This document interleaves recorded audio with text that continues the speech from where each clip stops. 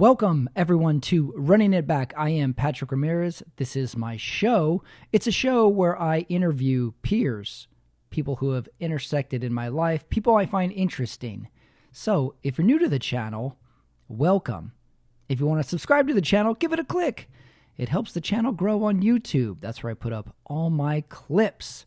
Running It Back is the show that started my YouTube channel, so I am very excited to put this episode up. Before we get to the episode, if you want to see me doing live stand-up comedy, I will be at Eno Vino here in Los Angeles, California, January 27th, 7 p.m. So come out, see a stand-up comedy show. Today on the show, I interview Julia Austin. She's a comedian here in Los Angeles, someone I have seen on stage many times, someone I've been on shows with, someone who I know her through her material. So that's why it was particularly cool, interesting, and captivating to actually talk with her, see where she's from, see what has motivated her, see what she finds funny as well. So we sit down for a great talk, not to mention we wrap it all up with the Rotten Tomatoes head-to-head game. You can find Julia Austin on Instagram at Julia Austin Was Taken as well. So if you're new to the channel, welcome. If you're a returning listener to the channel, welcome, because here is my interview with Julia Austin.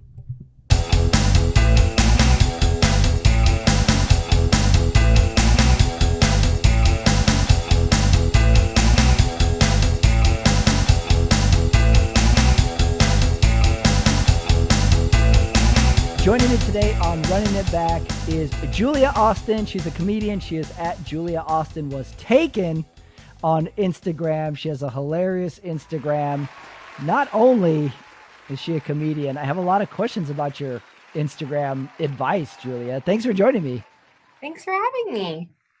Yeah, I do these interviews with people like my peers, and then I've done a bunch of them, and I come to realize I know all these people through their comedy and through their Instagram.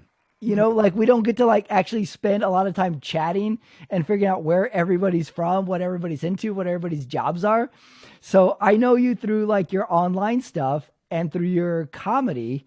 So I'm reaching out in the interviews. I'm always so surprised by these to find out stuff about people that I've seen for the last 4 or 5 years and I've never actually gotten to have a conversation with. Yeah, well, I'm excited we can get to know each other a little better. Well, I want to start with stand-up because that's how I know you through. I know your life through stand-up. You're here in Los Angeles like I am. Are you from Los Angeles? Where are you from? I'm from Santa Barbara, so just hour and a half north, yeah. When did you move to Los Angeles? For college, I went to UCLA. Oh, is that right? I didn't know that. Yeah. So I've been in LA for a long time, 14 years or something. Really? Yeah. It's almost like a badge of honor. Every time you chalk up another year in the city, you're like, okay, look at that. I'm at year 5. I'm at year 6. I was telling someone the other day, they're like, how long you been in LA? I was like, oh, I'm going on that 5-year mark when I moved here in 2014. They're like, Pat, that's 8 years. That's you're going on 9 years. Like, I am? Oh my God. That's so funny. Well, I mean, I don't know how you find it, but I mean, I feel like I really have a community here, and LA does not feel like a big city to me anymore. I know people everywhere I go and familiar with every neighborhood, and stand-up helps with that too, because it's we'll drive all around the city, and any area I'm in, I'm like, oh, I did a show there once. I did a show there once. Or even my friend bartends there, or my friend owns that place, or whatever. But it definitely takes almost a decade for that to happen, but it feels really good when it happens, Mm-hmm. It's an interesting community, the city of Los Angeles, because we have so many people who are didn't grow up in Los Angeles, so they've moved there for some reason, and it has an interesting sense of community. The thing that, I don't know if you feel this way about Los Angeles, but the thing that I found it to be is you never hear Los Angeles described as a tough city. You hear the Steel Belt, the Rust Belt, the Chicago, tough city. I always felt Los Angeles to be a tough city. Everybody moved here with some sort of goal or ambition to do something. And then therefore it becomes very competitive of a market. I don't know if you feel that like LA is a tough city. Would you describe it that way? Probably your own mindset impacts that. Because I mean, I've had a lot of fun here the whole time too. I mean, Hmm. it's like, I mean, for natural reasons, the fact that it's sunny most of the year, like my mental health benefits from that. And I mean, I'm also just not hard on myself about my accomplishments. So I've just felt like, why not pursue them in a place where there's just like so many interesting things to do and places to go? And I mean, I lived in New York City for a year. Like, that's a tough city. I mean, even just like your visual landscape every day is just like Yeah. grating on your mental, like the smells, the sounds. It's like, I guess if you're going to go after anything wholeheartedly, you're going to work hard, and that's tough, but may as well do it somewhere that's pretty good weather and has a lot of fun stuff to do when you're Uh-huh. not working, I guess, you know what I mean? Oh, I don't know. Are we allowed to swear on this? I don't swear a lot, but I Fuck yeah, almost you did. can, Julia. Oh, okay. I held back there. I was like, oh, I don't know if he wants to swear, but Well, I you hit on the point for me for sure. When I wanted to move somewhere for stand up, you choose between New York or LA. And it was pretty quick. I was like, no, I want to be outdoors. I like mountains. I like the sun. Like I want to be somewhere where it is enjoyable out your window. It was an easy decision for me in that regard.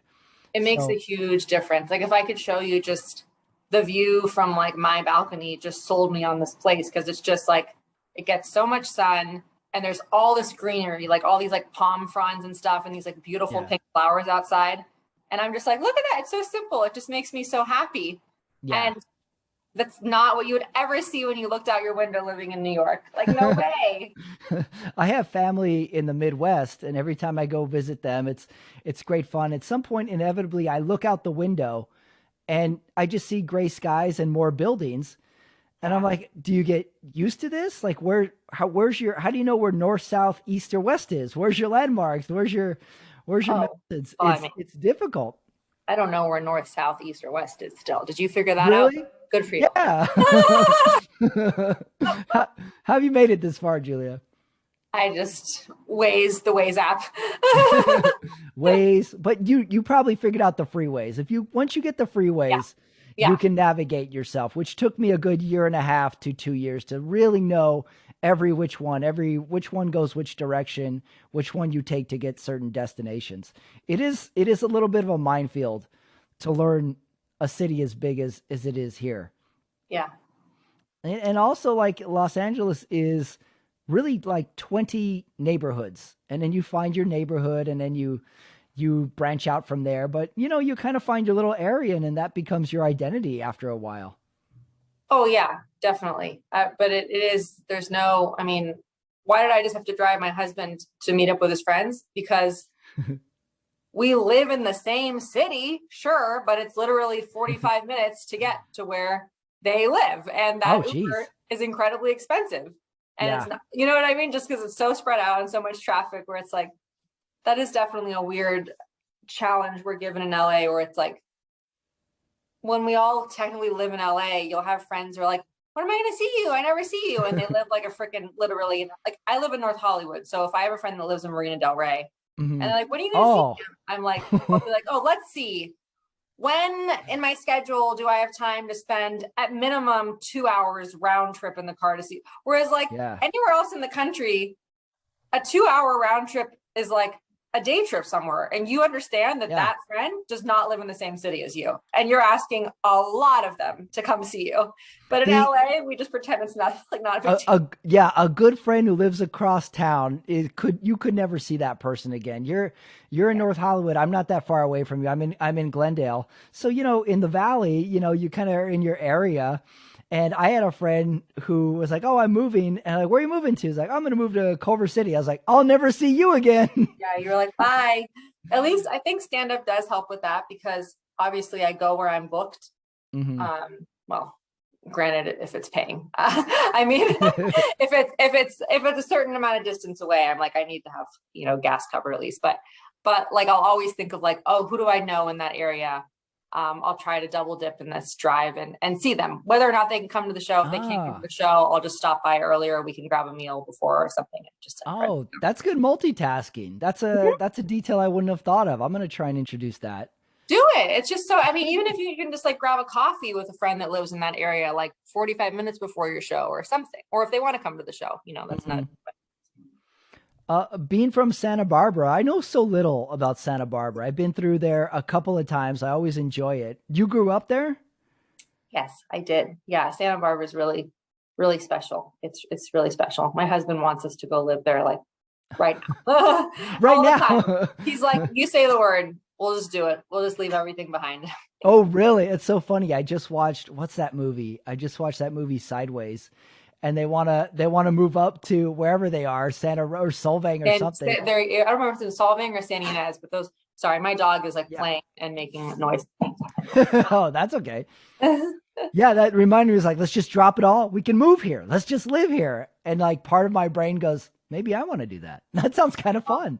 I know. Why do we try? Why do we try to accomplish all these special things? Why don't we just go live and die on a farm? Honestly, Why not? Yeah, and drink wine. I'm not even into wine. And I was like, I think I like wine now. yeah. So Santa Barbara, is that a big city? Is that what's growing up there like? What was the childhood like? I hilariously do not know what the population is of Santa Barbara, but I would argue it's the perfect size because you will never get bored if you live there. They have like several great like going out dining restaurant bar scenes. They even have a quite active comedy scene. I think Really? you could probably get up like 5 nights a week in Santa Barbara if you wanted to. And no, I mean it's not. I mean Santa Barbara, it's a lot of wealth, man. You know what I mean? Like Mhm. I went to a little I went to a private high school, don't hate me. And like there were a lot of famous people's kids in my class. Like not like celebrity famous, but like the owner of such and such company or the original, like I know like the Yeah. original like investors in Google or something, like Oh, their kids were right. Yeah, in that my would be class. that.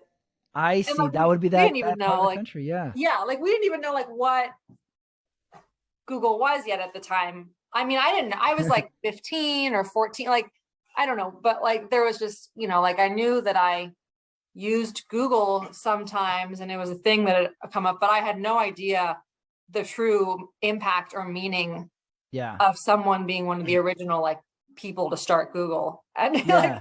I'm like, oh wow. Now I'm like, oh, those people are so rich. It's so fun, right? Yeah, it's so funny. We're probably of similar age where internet was our high school and college. And so we had a whole life before internet and texting and stuff like that. And now it's just part of the daily life. I went to a private high school too. We didn't have any famous people. I think our most famous person was the son of a kid whose dad owned a taco stand. So that was our famous person.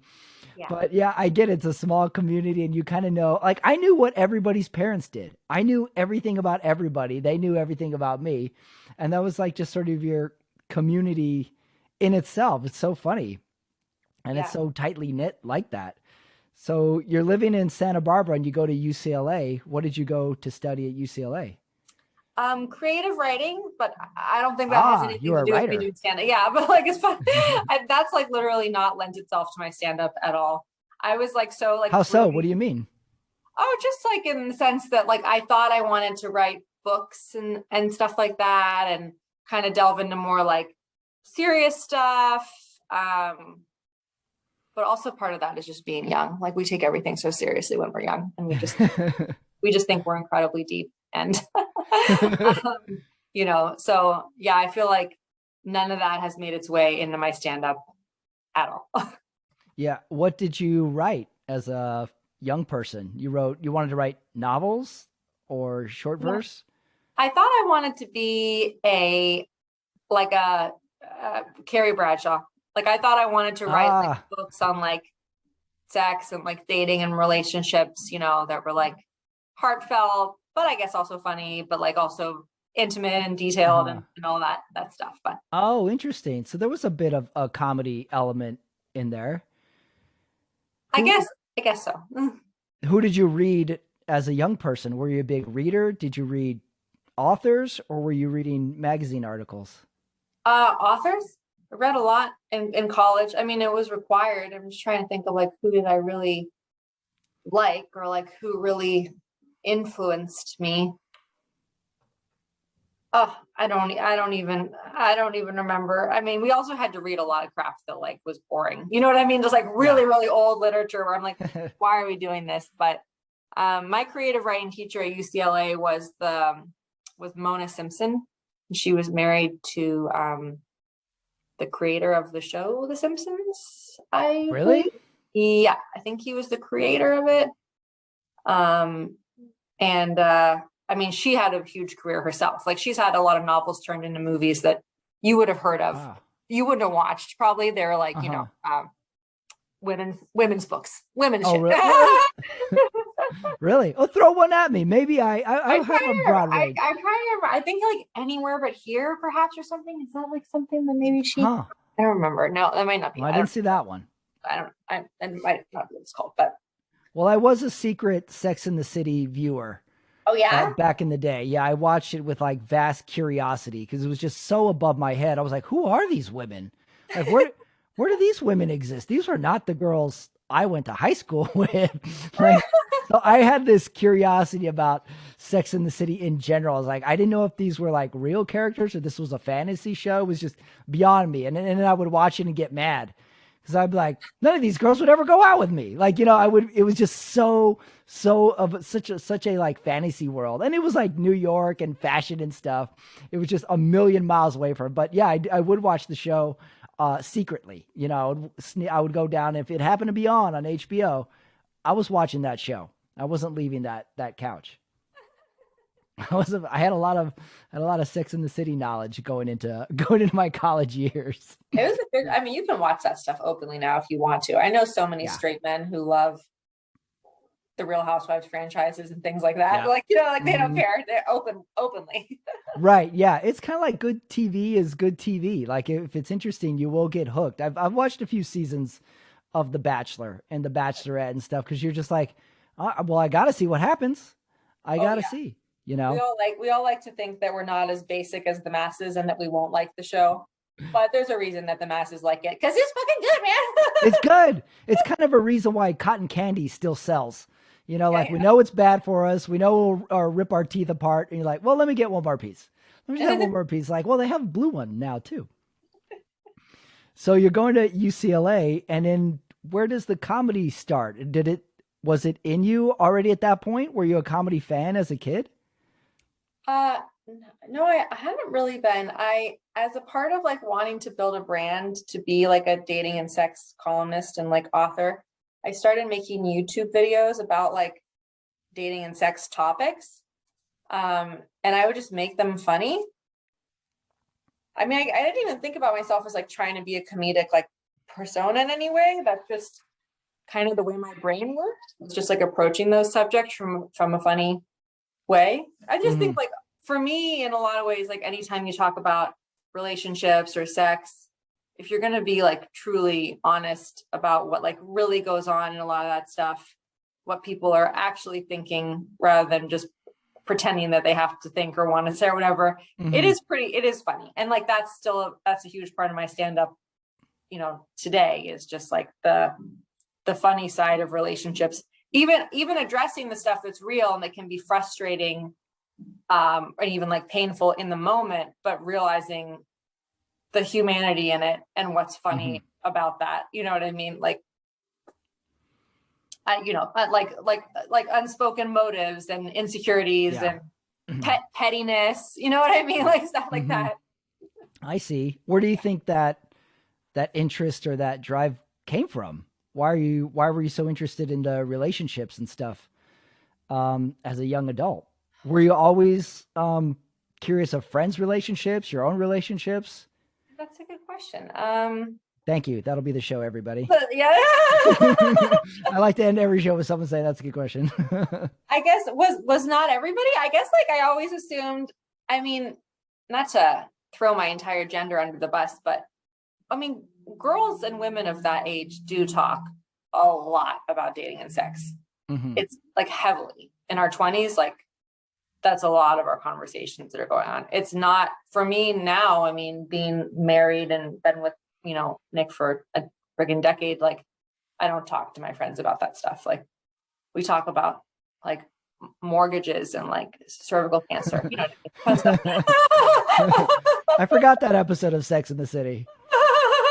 So I don't know. I mean, like, what got me interested? I'm like, I don't know. That's what me and my friends talked about. It seemed natural to you, huh? We were dating a lot and having a lot of experiences, and it was just like a fun part of life. Like, bad dates were also fun in their own way, just venting to friends about it, and like the unexpected and like the weird and the shitty dates and the ridiculous people we'd meet and awkward sexual encounters and like, things like that. Yeah, yeah, it makes sense. I mean, it always fascinates me. I grew up in a house full of boys. I have all brothers. I went to an all boys high school. So, like, I mean, for my female interactions were very stunted. So I think like just what females talk about, what they're interested, what they laugh about, always was like a mystery to me. Like I always thought they talked about, like Teen Vogue and TV shows that I couldn't figure it out. Maybe that's why Sex in the City interested me. But I spent a weekend. It's funny, this last weekend, my girlfriend we're a long distance relationship. She was in town, but she was in town for a bachelorette party. And she said, well, come join the party for the last day. And, we can see each other and have fun. So I got to be part of the bachelorette party for one day. And like, these girls were hilarious. They were talking about how they got too wasted the night before. And one of them went jogging, but had to go back because she had to take a shit. And how like she was like, I'm worried my hair's falling out. And then they're braiding each other's hair. I sat there. I needed a notebook, Julia. I'm not kidding. I'm sitting there and I'm like, wow, that's amazing. Like, I couldn't get enough. It was so funny. Just female interaction and listening to their conversation. Like, and at some point they forgot I was even there too. And they just hung out. It was so funny. And I think for the male version of it, like we get into sports or movies or music at some point and it would just become obsessed with it. And I think on the female side, like that's your sports. That's your details. That's where like, yeah. Oh, sorry. Go ahead. No, go ahead. I cut you off. That was my point. Oh, no, I cut you off. I totally cut you off. But to your point, men bond over shared interests and hobbies, I think. And women, I mean, we just like bond over just like fully divulging the inner workings of like the girl that she went jogging and she had to go back because she had to take a shit. Like, we'll share that stuff. Like, that's how we bond. You know what I mean? Like, that's yeah, I guess so. It's still fascinating to me what goes on. Like I didn't date a lot in high school / college. But like, I had like a friend and she was about my age and she was total socialite, had gossip, and it would just be like, that was my insight. She would tell us about dudes she dated or like, oh, this dude was in my room and my dad was coming. I had to kick him out the window and be like, what world do you live in? This is insane to me. And she's like, oh, that's what we talk about with our friends. It still fascinates me even now, like what goes on, my stunted female experience. It does sound like you have a really stunted. I'm not gonna lie to you. It sounds really stunted because it really was. Because some of these things you're telling me that are you're so shocked by, I'm like, oh, I never realized there was like anyone who didn't just like totally know that that's how women operate. So no, I didn't. I didn't. Well, I always joke my high school, was an all boys high school. So that was essentially a locker room with desks. Yeah. It was we just wrestled each other. We just farted all the time. We just yelled out of windows. That's how it was. So when I went to college, that was essentially my high school. The first day I was like, are the girls going to be in our class? Like, can we just talk to them? And put on top of it, I was a shy kid. I didn't want to interact with women. I was too afraid. So it took me a long time to sort of get the ball rolling and realize that you can actually have, number one, you can have friends who are girls was the first thing. And then number two, every time you talk with a girl, they're not going to be apprehensive that you're just trying to ask them out on a date. I didn't know any of these things. I'm like, oh, they're going to be pissed if I try and bring up a conversation because they think I'm asking them out on a date. Goodness. I was very stunted. I was very stunted, Julia. Oh my gosh. was your mom around growing up? I'm like, your mom Yeah. didn't tell you any of this stuff? My mom is a boy's mom, though. I think my mom is Yeah. not dramatic. She is not she's detail oriented, but she is like, all right, everybody in the house, let me start cooking. Like, and let me feed you guys. Where are we going? Let's go. Like she is like that. She's very much a boy's mom. So I think there was a little bit of that as well. It's just, yeah, the female interaction was less than normal. I think I got back to normal, but it took me a while. I feel, to actually have friend acquaintances who were girls and stuff like that. But it took me a little bit. I was a little stunted, Julia. I see. Well, there is definitely a boy's mom is definitely a thing because my mom is definitely a girl's mom. It's just me and my sister. Such a Oh, girl's mom. Like the way she wants to interact is by having like really meaningful, heartfelt, heavy, intimate conversation. Like it's like a little too much ah, sometimes. Like it's a little sometimes I'm like, can we just like go shopping? Like can we just oh, you know what I mean? interesting. She's like such a girl's mom. Well, she does also like to shop, which is also we're also girls. That's a girl mom thing. But yeah, she's like Ah, it sounds I feel like boys' moms are more just like I'm going to facilitate the fun. I'm going to get these boys fed. I'm going to set them up with the activity they want to do or the thing they want to watch or drop them off with the thing they want to do. Whereas like for girl moms, it's more like, and as adults, it's like, are we going to let's sit around and have a glass of wine and just like yeah. talk for like 3 hours. Whereas like, I don't think your mom would like ask that of you, like probably, Right. I don't know. Right. You know, you're totally right. Yeah, my mom is like, feed everybody, and when it gets too loud, take it outside. But she will get some conversation out of you. She will do Yeah. it. Yeah, she'll like, what's going on over here? Like, she's perfected it over the years.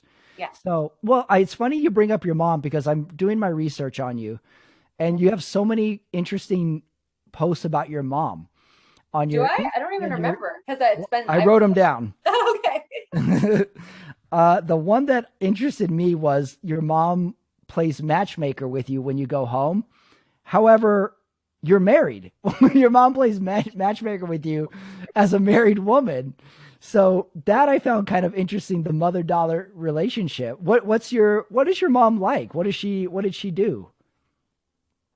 She was a stay-at-home mom. She didn't do the career path. She is, I mean, like a lot of people meet my mom and they're like, if I didn't know any better, I would straight up think your mom was royalty. Like I would just think she was a princess. She's just like carries herself in this like very delicate, like precious way. And she wears a lot of like beige and like, you know what I mean? Like she doesn't wear pearl necklaces, but like the essence of that, you know, and like little silk scarves around her neck. Uh-huh. She's Swedish and she's European as fuck. Like she's like Oh. so European. She has like a thick Swedish accent. She's very proper. Like Oh, interesting. she definitely has like boxes and boxes of like tiny forks that like are from some like royal families thing that like look like etchings on them and she keeps them in velvet boxes and they can't be Huh. exposed to the sun and they're worth this amount of money and they've been passed down for generations. Like Wow. she doesn't say bad words. She's she's very sensitive. She's also like very sweet, very nurturing, Hmm. but she definitely has more of a fixation with like appearances and status than I do. I have literally none. Like literally, I'm look like shit right now. My mom would be like absolutely devastated that I did anything recorded looking like this. Like she's like Is that she a mother daughter thing, or you think that's your mother daughter thing? um in general that dynamic exists to a degree with a lot of mothers and daughters. Like I think every mom, whether she wants to admit it or not, kind of wants to model her daughter after her. Like we are always going to kind of be their dolls that like they like to buy us clothes and like Hmm. if we visit them and they think we need a haircut, like I'm gonna take you to get your haircut. Or I'm gonna take you to get your nails done. Like you know, like they Ah, care about our appearance. interesting. Yeah. My mom's like very fixated on it though. Like she'll get like she had like get pretty upset like if she feels that we didn't dress up enough for something or Oh, whatever. Like geez. she'll make us go change and like you know Oh. I mean you can't make me change. I'm freaking in my 30s, you know what I mean? But you know, kind of like heavily insist. Was that hard Um as a kid? I think like because I had my sister who I'm very close with and who we're close in age and we both found it for some reason we were both smart enough to know that it's bullshit and it's just not what matters in life. And so we both would just like tease my mom and laugh about it. And to this day, we will just be like, well, mom got mad at me because she didn't think my hair was brushed enough for breakfast at her place yesterday. And I'm like, oh yeah. And we just kind of like laugh about it. Like, it's not like I internalized that criticism at all. Like, I don't care. You know what I mean? Wow, you're pretty healthy with it then. That's good. Yeah. I'm not, I do not, unfortunately for my mom, who I adore, I do not make any efforts to live up to her standards for certain etiquette. I would say, like, I'll do what I believe is reasonable. Like, I'm not going to try to be like a bitch, like an asshole, right? Like, if we're going to go to like her birthday lunch or something, I'm not going to show up in pajamas to just like defy her. Like, I will put myself together nicely and like want to be respectful, but like, I'm not going to put up with any extra, like, I really think you should have been wearing more jewelry. You need more jewelry. I'm like, oh, I had enough jewelry. You know what I mean? Like, what? I'm wearing a dress. My hair is done. This is fine. Like, you know, like, it sounds like you have a very healthy disconnect with your mom, Julia. Very good. Well, I mean, I love her, but you know, she has her things she cares about a lot, which, back to the matchmaking thing, in her dream scenario, I would be a stay-at-home mom who is married to a very wealthy man. And that's not my existence. I'm not having kids. I work. My husband does fine for himself, but I'm saying, like, she would want me to be married to someone like dripping in money, preferably like someone who like came from generations, like generational money. So like, they'll just like, and because I grew up in Santa Barbara, a lot of the girls I grew up with did go on to live that life. So it's kind of like, I think, disappointing for her sometimes to run into some of the girls I grew up with and they have like their third child on their hip and they're wearing Chanel bags and pearl necklaces and driving a whatever the heck nice car, Range Rover, whatever. And she's like, freaking Julia's going down in LA doing stand-up, making mediocre salary at a day job with no children. Dropping her husband off to go watch football on a Saturday. Yeah, exactly. So she will, like, literally in front of Nick, and it'll make him, we'll both laugh about it. She's not really saying, Julia, leave Nick and be with these other men. She actually adores Nick. Like, she literally thinks he's such a good person and he makes her laugh and he obviously makes me very happy. But she'll just like get on one, like after a glass of wine, she'll be like, you know who I ran into?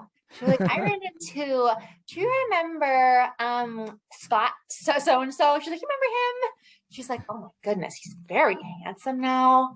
And he works at this, like, works at this hedge fund and this, he was very handsome. You guys should get coffee sometime. And I'm like, Mom, for fucking what? What are we going to do?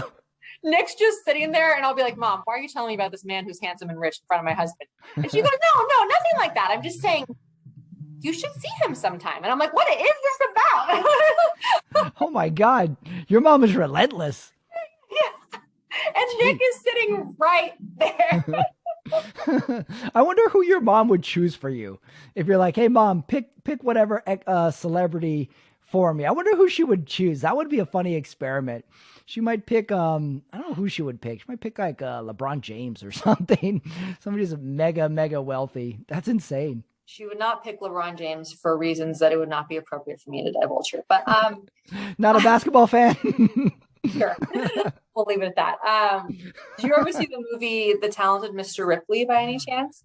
Oh yeah, of course. That makes sense. That sounds like a movie your mom would love. I'm now like the name of that actor, and he's a huge actor, the hot guy who gets killed in the boat. But like, Jude Law. Jude Law, like literally his character in that movie. She would love that from me. Just like perfect. Generations of wealth, just like the perfect hair. Yeah, the family nice had tan. Houses in all these places. Yeah. Yeah. Spending summers in Italy, carefree, going to jazz clubs. Yes. Jude Law. Makes me want to watch that movie. That was another movie that's just like, is this real? This is like a crazy fantasy. The movie's so good. I need to rewatch it because like I watched it young and I understood that it was good, like just the story and the plot points, but only when you're older do you pick up on more of those like nuanced psychological things that are going on, you know? Yeah. I watched it a couple years ago and I was like, I know I saw this movie, but I'm gonna watch it again. It's just, there's so much going on. You're just like, look at these wealthy bastards just having good old times. Like, I want to be like that for 2 weeks. That'd be fun. That's that's a good writer's movie too. I forget who wrote that book, but yeah, that makes sense. Yeah, that a writer, someone of writing interest would like that movie. It's so intricate. There's so many layers going on in that movie.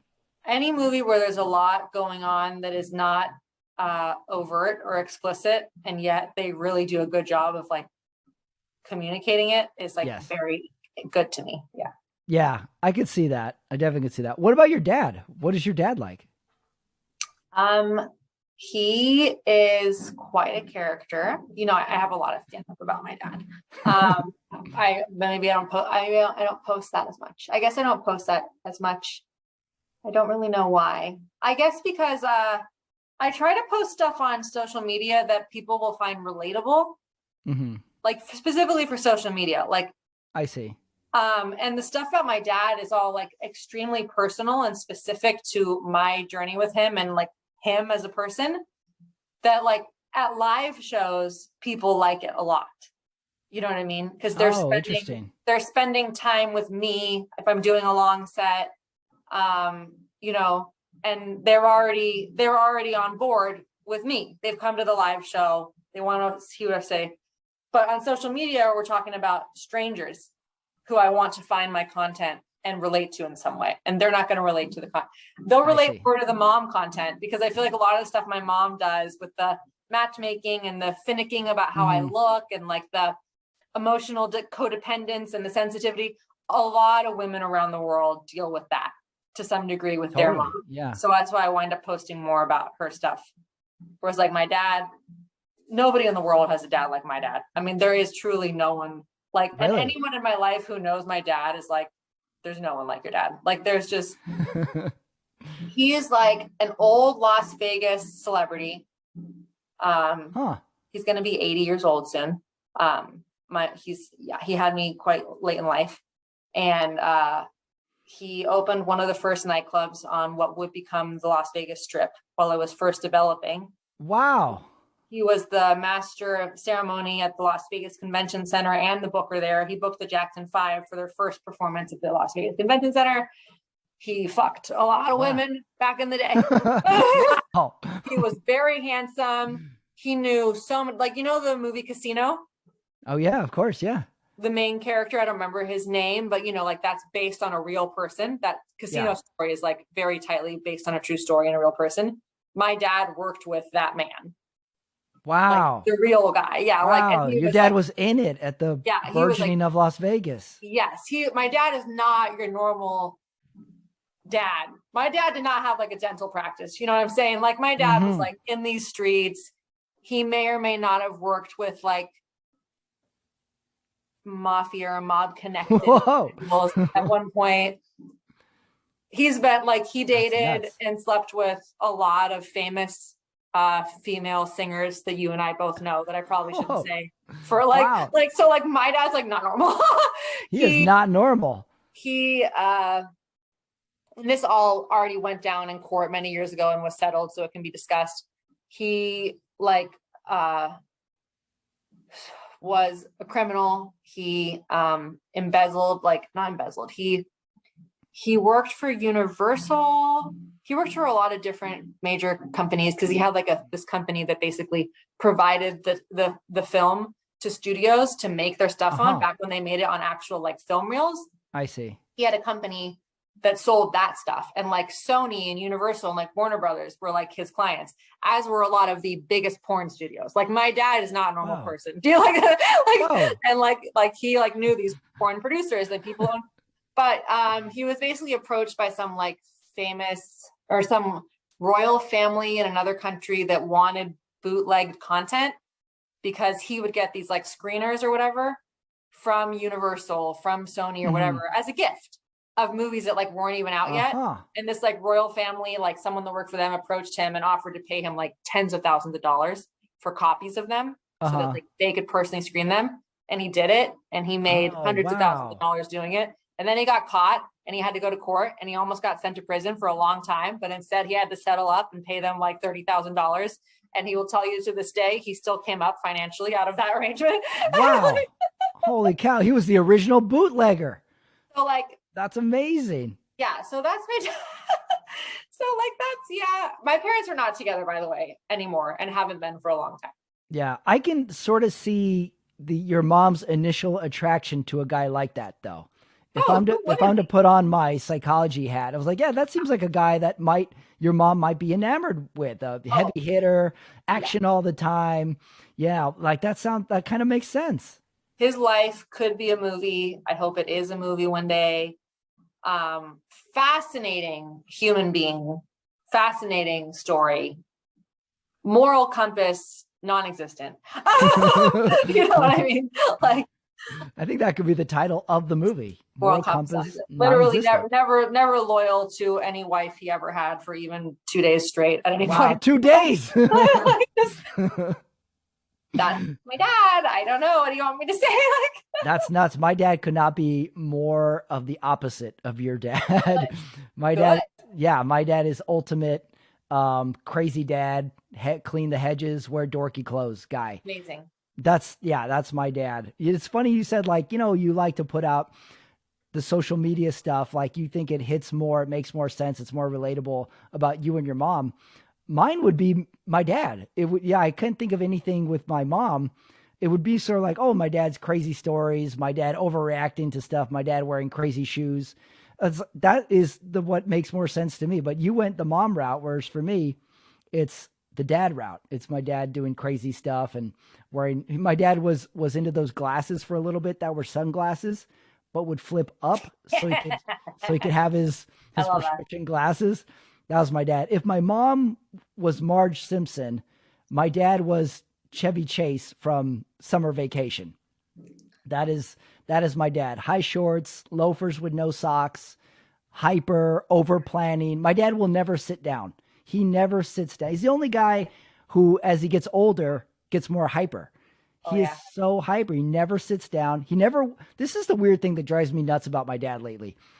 If you're watching a football game or sports, he comes in and he goes, "Oh, who's playing?" And you go, "Oh, this team's playing this time." And then he leaves the room, comes back 5 minutes later. "What's going on?" Like, well, sit down and watch the game. You'll know what's going on. I'll be back. And he leaves the room again, comes back in like a Tasmanian devil, like, "What's happening?" So fun. You cannot tame him. There is no taming him. You can't put a leash on him. Just you can't even try.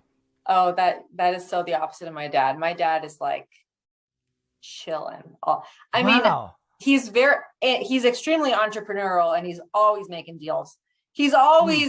he's always making 500,000 and losing 700,000 on this thing, just like that, like just like taking big swings out there. He's Wow. always making deals, but like so if he's not working, if he's not on the phone doing work, he is like kicked back, whiskey in Hmm. hand, just wants to chat, listen to music, like doesn't want to be Oh. moving around or doing shit. Like, Oh, interesting. yeah. That's so wild. It's so wild the range of dads that we all grew up with. Also, I never knew my dad was nuts until I was like in my 20s. Because you just live with your parent and Yeah. then it takes a while to be like, "Oh wait, my dad is crazy." Why does he do these things? Like where does he go for 2 hours in the backyard and just hangs out? Like what's he do? Like you just think all that stuff's normal. You don't figure it out till way later. You don't Oh figure yeah. it out till you're a young adult, be like, "Oh, that was some crazy behavior by And that." I didn't realize that my dad wasn't like I didn't realize that his like life story wasn't normal. Like to me, Ah, yeah. your dad, who you're explaining to me, he sounds like he's a little kooky, but it's like such dad stuff. Like that's like Yeah. so many people around the world would relate to what you just explained of your dad. Right. You Mm-hmm. know what I mean? Whereas like nobody's gonna be like, oh, your dad, oh, you're all the stuff I just told you about my dad. No one's like, oh, mine too. Right. You know what I mean? Yeah, your dad is in an elite realm, an elite atmosphere of Something like that. crazy, crazy characters. That's insane. That's funny. That's like what you grew up with, what you grew up around you. I mean, my childhood was like very normal. Like at that point, all that was kind of behind him, because he was like deep into his 40s by the time he had me, and he Right. wanted a slower pace of life, and he wanted a house in Santa Barbara and a yard and a Labrador and a pool and kids and all that Hmm. stuff. Uh, but but yeah, he was not doesn't care about football, doesn't care about beer. I don't think he's ever mowed a lawn in his life. Wow. Like It's different priorities. Yeah.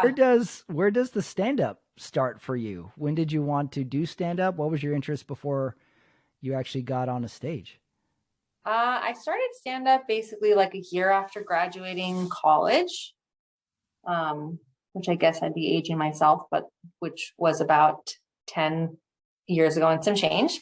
Hmm. Um, and I really just was like bored in my life Huh. and came across like an ad for a bringer show, which I didn't even know what that meant. And I didn't know Yeah. that term. And it certainly wasn't self-advertised as a bringer show. But it was a bringer show at the Comedy Store. And I was just like, fuck it, I'm just going to try something that'll just like really get the adrenaline going and Hmm. just challenge me or scare me or something. So I did it, and I was obviously terrible. But I loved it. I didn't know I was terrible. I just was Oh. like, oh boy, I got to do that again. Like that was like, whoa, like Oh. that, there's something, I don't know. I can't walk away from that. That's something I want to keep doing. Oh, really? So it was like a personal challenge that you put on yourself to do it. Did you like stand up before this? No, Really? I wasn't like an avid consumer of stand up. Like there was like sometimes I'd watch a little bit of comedy. Sometimes I watch a little stand up like on Comedy Central. If I just was like back when I had cable, was just like watching Comedy Central for a while and like Yeah. a stand up special would come on and I'd like watch that or whatever, or like YouTube clips of certain stand up that I would just come across and like and share with friends. But I wasn't like going to live shows. Hmm. By any means. Yeah. So you go do stand up and then you're hooked right away. And then the move is all right away. I want to be a stand up. Yeah, I mean, I don't know if I even really knew that I like wanted to be a stand-up. I just like had a gravitational pull towards it. And it brought an element. I think on some core level, I understood that like that we should do stuff that excites us and scares the shit out of us, like in Hmm. life. And sorry, I have pepper in my throat from my lunch. And nothing had really activated me like that ever Uh-huh. before, and like just made me feel like so alive, and Uh-huh. it's almost like this dragon that had presented itself that I just like needed to slay and was so excited and like amped up about Hmm. slaying, no matter Yeah. how long it would take.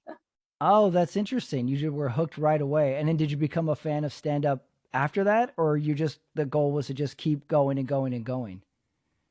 Do you mean, what do you mean, did I become a fan of stand-up? Well, Like, did you have stand ups you liked or that you emulated or you thought were, you looked as models? Like, did you have favorite stand ups? I'll tell you what, to this day, I do not watch a tremendous amount of stand-up, Hmm. except for the tremendous amount that I watch every single night when I go do stand up myself and Right. watch the other Yeah. comedians. Yeah. But because I spend so much time doing stand up and watching the other people on my shows and stuff, I do not want to watch stand up when I get home. Hmm. And I think that's kind of always like been what it's been for me. And I think it's also like I don't really like I don't really want other people's stuff like in my head, you Right. know? I want to like I don't want to like accidentally emulate someone or something. The only person I can tell you to this day when he drops a special, I am like playing it the second it's available is Sebastian Maniscalco. I mean, he just like really destroys me. Mm. He just like I just like nobody makes me laugh out loud like him. Like I'll just be in the living room just like dying, just like Yeah. dying. Oh, He just that's gets interesting. it is interesting because like his stand-up style is so different than mine, you Right. know. Yeah. That's what surprised me that you would say his name, that, yeah, his style's very different. But I think also like it's not like I don't find myself funny. Like What do you mean?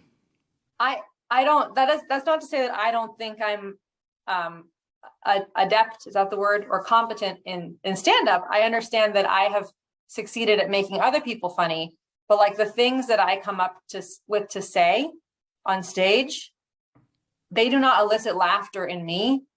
They almost elicit like oh, I think that's incredibly true. Uh-huh. And I think it'll make other people laugh. Oh, why do you say that? I'm trying to figure out how that is processing in my head. The stuff you say you don't think is funny, but you could see how it would make other people laugh. Yeah, Is that what you're saying? I don't really know how to explain it, but there's things like when I come up with something I'm going to say on stage, even as the thought presents itself to me, I'm not laughing at it. I see. It's not eliciting like giggles or like, oh, that's so funny on my end. Mm-hmm. I think it's more just like comes from a place of things that are extremely true. Mm-hmm. But somehow I sometimes understand. Obviously, a lot of times things bomb and that material doesn't work. But it's like sometimes I understand that the lens through which an audience will see it will elicit laughter. I see. On their end. Yeah. But like ultimately, I don't know. Yeah, like the comics I love the most are not at all like me in terms of like the ones I really enjoy, the ones that make me laugh really hard. Mm-hmm. Yeah. They're just different. Yeah, I get that. It sounds like when you said that, you can see what an audience would laugh at. You're not giggling while you do it. It sounds like the writer in you is coming out, where you're writing something and you understand the logic of it, the introspection of it. You're like, this will be good. But you're right. You don't necessarily laugh at it in the moment. Yeah. Like I understand a feeling that it'll create on the side of the listener, but it doesn't create that feeling in me. Mm-hmm. I don't know why. Even though it doesn't create that feeling in me, I understand that it could create it in someone else. Are you very critical on yourself? No. Or performances? No, you No. feel you're okay when you do well, when you do poorly, when you do average? Yeah. I mean, it took a long time. I was very critical for the first like 5 years or so, I would say. But I think, the longer you do something, and I should be, and I was, and I'm good. I should have been critical because I was bad. You know what I mean? But I wouldn't beat myself up over it or whatever. Maybe I've never been that critical. But I'm definitely not critical. I think it's like, if you do something for a long time and things trend in the right direction and you just get slowly better, then eventually the averages that you're working with it's generally going good for you more than it's going poorly for you. And that's how you judge how you are overall at the thing, your averages. And if your averages are trending up, that's good. You know what I mean? Well, it's a very analytical breakdown of it. Like technician. I guess maybe. But I also like when I don't do well, I try to just take the chance to like learn. Like there's just kicking myself and getting frustrated and getting mad and sad or whatever is like every moment I'm doing that is a waste of time. And it's a moment that I'm not assessing what I'm going to do differently next time I'm presented with that situation. Mm-hmm. I just want to get better. I don't need my ego stroked. You know what I mean? Like I don't need to like be licking my wounds. Like I just want to get better and be like, okay, so like literally what tools do I need to work on next time that comes up in a set so that I do better next time that comes up in a set. I see. Well, the other thing that I became interested in your Instagram is you're doing these like life advice videos. And what I liked about it, or what I like about all comics these days, is we have to do something other than stand up now. It seems it's almost as if the model is, hey, you want to do stand up? Go do something other than stand up, and then come back, and then you can do stand up. Yeah. Everyone has the podcast, the Instagram stories, some sort of angle other than stand up. Yeah. And then yours is the life advice, which I find funny. And I wrote down my favorite posts of yours, but like, where did the idea come to do these little daily affirmations, these little advice? I like when you do it while you're walking your neighborhood too. Oh, around there. So where did this idea come from? It really just comes from like conversations with my husband, who, is also a comic, just because like we both work from home and we always take our lunch break together, and we just naturally talk about stand up and life and a little combination of both at lunch. And we're usually both like working on some, we're big like personal growth people, so we're usually both like chewing on some challenge that week, or something like a personal challenge or a stage challenge, or just like a mindset challenge, just literally like staying in the right head space to go forward and battle feelings or thoughts or experiences that are bringing us down or making us question ourselves or whatever, and kind of having to like hack our own brains to go forward like anyways, or like, things like that. So like we have a lot of conversations around those things, and we enjoy them a lot. And we'll usually like come up will come, some like little gem will come from the conversation where we both walk away and like, are like, oh, Ah. I'm so glad we talked about that. Like, Oh, wow. yeah, like this is how I'm going to handle this now, or that's how I'm going to see that moving forward, or shift my perspective on it. And I was like, if these conversations are so useful to me, maybe some other people in the world would find it useful what we stumbled into in our conversation. You know what I mean? Yeah. Yeah. I wrote down my favorite ones. I told you I like your mom still plays matchmaker with you. I like the one you put up about your thermostat in your house and how you want to turn it up and your husband tells you to leave it be and put on a jacket, because I was like, that's what blankets are for. But you're like, turn this thing up. We have it. I can see this being a constant battle. My dad would freak out over the thermostat, mainly the AC. Like, he would lose his mind when he would come in a room and we'd all be just sitting there with the AC blasting. And he would go, guys comfortable in here? you guys having a good time? We're like, yeah, what's going on? AC, you got to set at 64. That's too low. You're going to freeze up the system. That's low. 64. So much of my childhood was about freezing up the system. Like, you're going to freeze up the system. You got to freeze up the system. And he would turn it back up. So when you said the thermostat thing with the heat, I was like, okay, other people have had this issue in households as well. Did you ever turn up the heat finally? I do keep the thermostat. I'm very modest about it. I keep it at like 67, 68, like max when it's. Oh, that's pretty good. That's like not insane. Yeah. And that's kind of where we like to keep it when it gets brutally hot in the valley, is like, we'll put it down to like 69 or 70 or something. You know what I mean? Like, we're kind that's pretty average. Yeah. 70, just keep it around there. But I think it's like the thermostat thing. It's a combination of a dad thing, like dad's for small, you know, it's like, this is going to sound sexist, but if the dad's responsible for the bills, like, of course there's a financial thing, but it's also like a man thing. Cause like even men, even people who we like our tools. Yeah. We like tech. Oh, well, I was like also going to say that like men are like down to suffer. They don't mind. They'll just like suffer and say nothing about it and pretend that it's fine. So like even men who could easily just pay to not have the house fucking freezing or boiling on principle are like, we don't need it. We're fine. Like, you know what I mean? Well, I'm fine. It's like you're literally sweating bullets. No, I'm fine. Like, you know, it's like definitely. My dad's dream was to install air conditioning, the thermostat, and never use it. I think that was his dream. He's like, I want to have it and I never want to use it. Like, why did yeah. I mean, our place came with it, but we definitely like have, because I'm just like, my philosophy on it is people will be like, just put your jacket on, bundle up. And I'm like, that's fine, whatever. But the truth is, like, the inside should not feel like the outside. Why do I need to prepare myself for the inside of my home the way I prepare myself to the outside? Like, we just came from there. People like I feel like my home should just be, and there's also, it's so different to like be in a cold environment and blocking it out with clothing versus just being in like an environment that just feels, it's just, you really do just like, you get chilled to the bone in a cold home in a way that like all the blankets can't fix. You know what I mean? There's I never thought of that. That's deep. The other one I like, because I'm fascinated with female behavior, women who wear full makeup but wear garbage clothes. I never heard this term, this combination ever. What, can you break that down for me? What's going on there? Oh, you've seen it, right?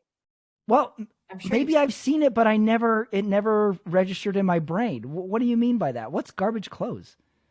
I mean, it's not even like garbage clothes, but like me, like I'm wearing like garbage clothes. Like I'm just wearing like sweatpants. Those are garbage clothes? Sweatpants? Okay. It's not garbage, but it's like, it's not clothes that I would wear like to go do my life. Like if I'm going to go have like lunch with friends or something, I'm going to put other clothes on. And to me, it's just so strange when women have, and I know the time that goes into women's things. So there's women I'll see, and with the makeup and the hair and the nails, I understand that something like 2 hours went in to presenting the face and the hair. And then why was the extra step not taken to put on some good clothes? Why are you out here in your sweatpants and like massive hoodie? Yeah, that is it. Why are they out there like that? Now you got me upset. Why? You see what I mean? Where it's like, it's also like, it's fine. Also, if you want to go out in the garbage clothes, which also like sometimes I do that too. Like if I'm running an errand or something, I'm not going to like Yeah. get dressed up to go to CVS. But even then, why did they even do all the hair and the makeup to go do it? It's like Right. at the point that you've done all that, why not take the 3-minute extra step of making yourself look fully good and put on a good outfit too, Yeah. Now where I'm I'm like, very I either confused by commit this. to looking bad or I commit to looking good.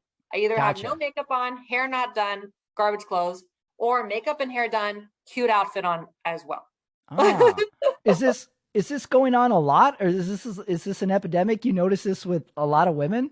Because I'm going to start looking for it now. In LA, it goes on a lot. And Ah, you'll notice it in the stand-up world too, because I think that a lot of female comics have like an identity crisis of like wanting to not dress in a way that's distracting or too feminine, and maybe even dress in a way that we think we're supposed to as comics. So like giant camouflage hoodie, giant cargo jacket, like huge pants, like huge t-shirt. But then they still do want people to think they're attractive. So then like they have amazing makeup and hair done with that. So it's like, you know what I mean? I have seen that. Yes. Yes. Yes, I have. And in the weird thing is like, oh, you described it perfectly what the desire is, but what the result is me looking at their hair and makeup the whole time. It's just me looking at like just trying to put logic to it and be like, oh, look, the hair's tied back, or it's like this, or there's a lot of makeup, or that's not a lot of makeup. Yeah, I have done that many times from the audience, just looking at the choices that the female comic has chosen to dress as. And then, 15 minutes has gone by. I'll also say, as female comics, we go through enough. Nobody assesses the way the men look on stage the way they assess we do. Yeah, so I shouldn't have even brought it back to that, because we need to be kind of left alone a little bit more as female comics. It's just in LA in general, it's a phenomenon that goes on. Is you go out, you go to lunch somewhere, and you see the most beautiful makeup, the most flawless hair. It took hours, and then just like a giant sweatshirt and sweatpants for some reason. And I'm like, it's very confusing. It's very one big contradiction. Yeah. Going there. Yeah, I like the videos. I always watch them. I'm like, what kind of stuff am I going to learn today? Oh, I see. Well, none of those videos are like the life advice videos. Those are just like funny videos. But yeah, that's true. You've got these funny ones, and you have your life advice ones on there as well. Yeah, I like them. I'm going to look for women with full makeup and garbage clothes from now on. You're going to see it a lot now that you're paying attention. Well, I have a game for you, Julia. I always like to wrap up all my interviews with my Rotten Tomatoes head-to-head game. But, I have a theme just for you in this game. So, you have the life advice, you have the posts about thermostats, about women with garbage clothes. So this theme is movies in which there's an expert dispensing advice in the movie. Okay. So the way the game works is first I'm going to read you the description. And when you think you know the movie, you can yell it out and you can get a point that way. And then we'll put the two movies head to head, and you got to guess which one has the higher Rotten Tomatoes score. Oh, interesting. I'm a big Rotten Tomatoes person. So I'm often flabbergasted by how things do or don't rank on there. So. Right. Because if I could give you one piece of advice for this game, you have to think like a critic. Yeah. So, all right, well, here we go. Let me start with the first matchup. I have 3 matchups for you. Okay. I'm going to read you the description. When you think you know it, yell it out. Here we go. A young girl becomes an unwitting pawn in a deliciously diabolical wager of sexual conquest when she writes an article in 17 magazine about how she intends to stay pure until she marries her boyfriend. However, the pursuer gets more than he bargained for as he attempts to woo her into bed. I don't think I know this one. There was a lot going on in that description. I don't know of one where someone writes an article for 17 magazine and he's trying to bang her before marriage. Yes. I'm guessing he winds up just falling in love with her and realizing that he shouldn't bang her before marriage. I mean, that's I don't know this one. Okay, well, the movie is from 1999, Cruel Intentions. Oh, I mean, I know that movie. Little turn there, yeah. Kind of like, I haven't seen that movie in a long time, but from the plot alone, it was so clearly a 90s movie though. Like I was like, you knew right it was 90s. Yes. I knew yeah. I knew it was 90s immediately. about that just screams 1990s movie. Yep. Diabolical Yeah. Sexual Wagers, 17 Oh, magazine. see, I don't Yes. remember that element of it. Like I saw it such a long time ago that I do like remember, Reese Witherspoon and she's so sweet and there's Yeah. that hot guy and he's, got his sister or whoever he has like a weird Right. relationship There was a with. sister. That was She also carries like height drugs of, in her necklace. yes, that's Sarah right. Michelle Gellar. That was the height of those MTV movies as well, where you're like, Yeah. I gotta see, this is gonna be some wild shit. I'm gonna see. Oh, I gotta watch it. All right, well, that was your first movie. Here's the second description. Born in America but raised in India, a man returns to his native land to seek his fortune as a spiritualist and self-help expert. His skills are put to the test when he must help a broken-hearted hockey player and get his marriage back on track in time for the Stanley Cup. literally, I have no idea. I have no idea what that is. I have like It's a tough one. This is a tough one. This movie is from 2008, The Love Guru. I never saw that one. This was a bad Mike Myers movie, I remember. Oh, it was a Mike Myers movie? Mike Myers was the Love Guru, yeah. Oh no, I didn't see it. I don't think anybody did. Mike Myers movies are pretty bad in general. There was an era where he was good, and then they fell off the cliff. Like, do you remember we had Austin Powers and stuff like that? But do you remember those movies good? What? They weren't good? You didn't like Austin Powers, Julia? I think when we were young, we thought they were good because we had really bad sense of humor when we were young. But I think if we watch Austin Powers today, we'd be like, this is literally garbage. I'm cutting this whole part out of the interview, Julia. Austin Powers was bad. Hot take. Where do you stand on Wayne's World? I don't think I ever saw Wayne's World in a real way. I just it was on in the background at certain times. Okay. What about So I Married an Axe Murderer? Did you ever see that movie? Oh, you might like that movie. You a big movie person? It seems like you must be a big movie person. I've watched a lot of movies in my youth, yeah. And I'm a big bad movie person too. I've probably seen more bad movies than I have good movies. I'm down with some bad movies too. Like I love zombie movies. That's like my whole shit. And those are obviously rarely good movies. Mm-hmm. Yeah, like I just remember in the era of cable TV, I would just sit and whatever was on, I watched. Yeah. And then the next day, I would say, hey, did you guys ever see Witness? This movie's wild, man. You got to see Witness. So I just would watch whatever was on. It just would stick in my head for some weird reason. And I would laugh at Austin Powers. All right. So your movies are Cruel Intentions versus The Love Guru. Which one has the higher Rotten Tomatoes score? Well, I didn't see The Love Guru, so that does make it a little bit difficult. Mm-hmm. Mm-hmm. But will you read to me the plot of The Love Guru again? Okay. I've never had anybody say, read me the plot again. Interesting. Born in America but raised in India, a man returns to his native land to seek his fortune as a spiritualist and self-help expert. His skills are put to the test when he must get a broken-hearted hockey player's marriage back on track in time for the Stanley Cup. Like, I've seen this movie. I don't remember any of that hockey player part. I don't even remember that part. I mean, my intuition would say that Cruel Intentions ranked higher. It was such a famous movie. Everyone knows Cruel Intentions. Though I do know how much critics love any movie about in which someone goes and lives in another country for a little while. Interesting angle. Okay. All right. What's it going to be, Julia? But also in that era, they weren't as concerned about it as they are today. Today, there's a big focus on at that time. There wasn't as much white guilt going on back then as there is now.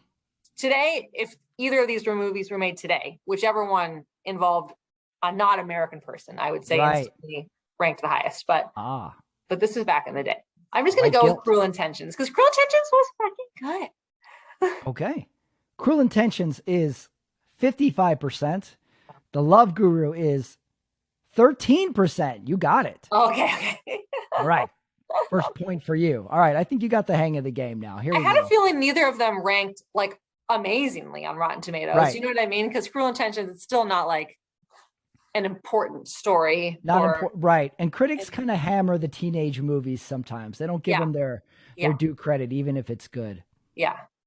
All right, here we go. Remember the theme of the game. Here's our next description. A dating coach mentors a bumbling client who hopes to win the heart of a glamorous woman. While he makes progress, the dating coach... I already know what this is, but Hitch. Is it Hitch? From 2005. The movie is Hitch. You got it. I knew that. Wow. Wow. Now you're on it. Now you're on it. You got it. Okay, Hitch. 1 point for you. Here's your next description. A big man on campus in college now finds himself 10 years later enduring the humbling experience of a college reunion. Now an overweight kindergarten teacher, he is struck by a gorgeous woman. Through a series of circumstances, they are thrown together, and he soon finds himself questioning his belief in himself. Oh, very confused, very pensive. And then later he's a fat kindergarten teacher.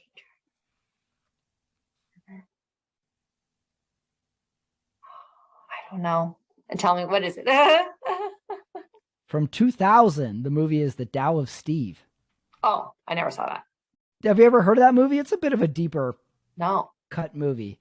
It's the story of this fat dude is like good with ladies, and he like just kind of advises his friends on how to bang women for one night stands. And then he like has the turning point where he's like, oh, I got to change my ways. It's really good. It's like an indie movie. I got to change my ways is a big theme in the 2000s in general. Yes. Yeah. The men who have to change their ways. How many movies were made about that in that era? That's true. That's true. That and the movie where the nerdy girl wears glasses and a bun and then takes her glasses off and is suddenly hot. Yeah. That was a big thing. Oh, yeah. No one could notice it until she took her glasses off. You're like, wait a second. So true. Okay, so your movies are Hitch versus The Tao of Steve.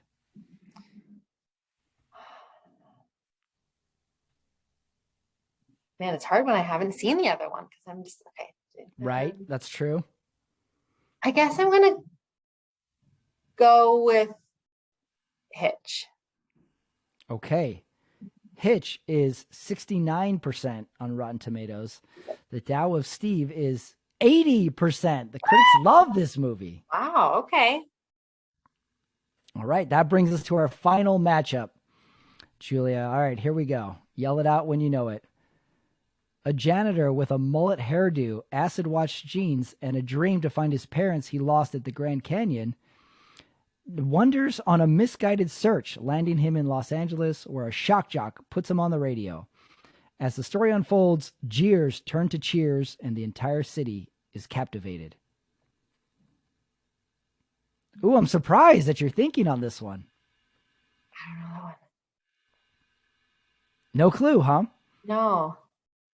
The movie is from 2001, Joe Dirt. Did you ever see Joe Dirt? I might have. Doesn't sound like you did. I don't think, well, I also kind of like with you where whatever is on cable, I just watched. Yeah. You know what I mean? Right. I thought you would get it with the mullet hairdo part. But a lot of those would be the giveaway. I don't remember most movies that I saw more than 5 years ago, I would say. Really? I did drop off at some point with movies. Like whenever something good was coming out, I was like, oh, I can't wait to see that in the theater. I'm going to see that in the theater. I think that's dropped off for me. I can't remember the last movie I saw in the theater, to be honest. That's because it's become too expensive. And also at a certain point, you had to start paying for your own movie tickets. And I'm sure somewhere along the line, those things like.